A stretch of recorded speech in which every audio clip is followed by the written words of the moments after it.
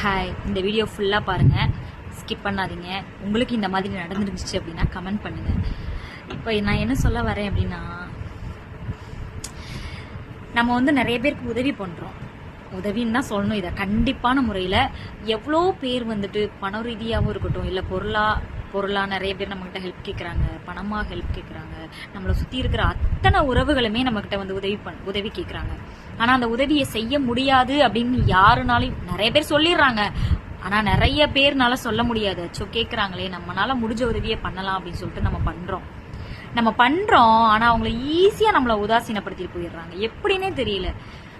அவங்க ஒரு இக்கட்டான சூழ்நிலை இருக்காங்க அப்படின்னு சொல்லிட்டு நம்ம இந்த இடத்துல தான் நான் ஒன்று சொல்ல வரேன். நம்ம தகுதிக்கு மீறி இனிமேல் யாருக்குமே உதவி பண்ணக்கூடாது. ஏன்னா நம்மளால சமாளிக்க முடியும் அப்படின்ற நம்பிக்கை இருந்தா மட்டும்தான் நம்ம வந்து உதவி பண்ணணும்.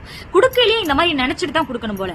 சப்போஸ் இவங்க நமக்கு அதை திருப்பி கொடுக்கலன்னா நம்மளால கட்ட முடியுமா அப்படின்ற ஒரு கொஸ்டின் மார்க் நமக்குள்ளேயே வச்சுக்கணும். ஏன்னா அதை கட்ட முடிஞ்சா மட்டும்தான் நம்ம இன்னொருத்தர்கிட்ட இவங்களை நம்பி வாங்கி கொடுக்கணும். ஐ மீன் அவங்கள நம்பி கிடையாது, நம்மளை நம்பி வாங்கி கொடுக்க முடியும். ஏன்னா அவங்கள நம்பவே கூடாதுங்க, எக்காரணத்தை கூட நம்ப கூடாது. ஏன்னா கட்டவே மாட்டேங்கிறாங்க.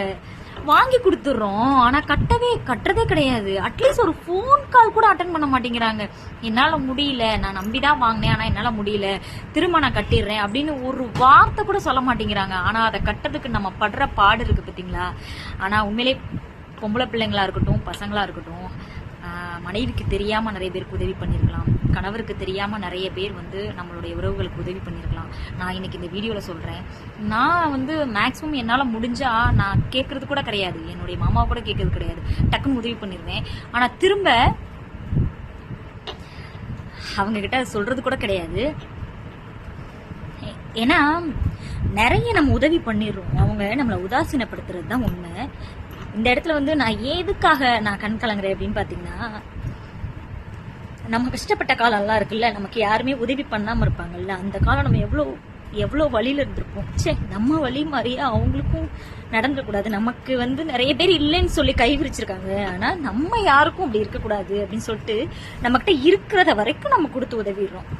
ஆனா திரும்ப அவங்க வந்து ரெஸ்பான்ஸ் பண்றது வந்து ரொம்ப மோசம், ரொம்ப ரொம்ப ரொம்ப ஒஸ்ட். இனிமேல் நம்மளால அதை கட்ட முடிஞ்சா நம்ம வாங்கணும், இல்லைன்னா வாங்கக்கூடாது. நீங்களும் அதே மாதிரி இருங்க. ஏன்னா அந்த ஒரு செகண்ட் அவங்களுக்கு நம்ம பகையாளியா கூட இருந்துட்டு போயிடுறோம். நம்மளால முடிஞ்சா ஆமா என்னால பண்ண முடியும், இல்லைன்னா இல்ல அப்படின்னு சொல்லிருங்க. அவங்களுக்கு ஒரு நாள் புரியும். புரியாதுன்னு தான் நிறைய பேர் சொல்லிட்டு இருக்காங்க, ஆனா புரியும். கண்டிப்பா கடவுள் வந்து ஒரு நாள் புரிய வைப்பாரு. அப்ப தெரியும் நம்மளுடைய அருமை. உங்கள எத்தனை பேருக்கு இந்த மாதிரி நடந்திருக்குன்னு கமெண்ட் பண்ணுங்க.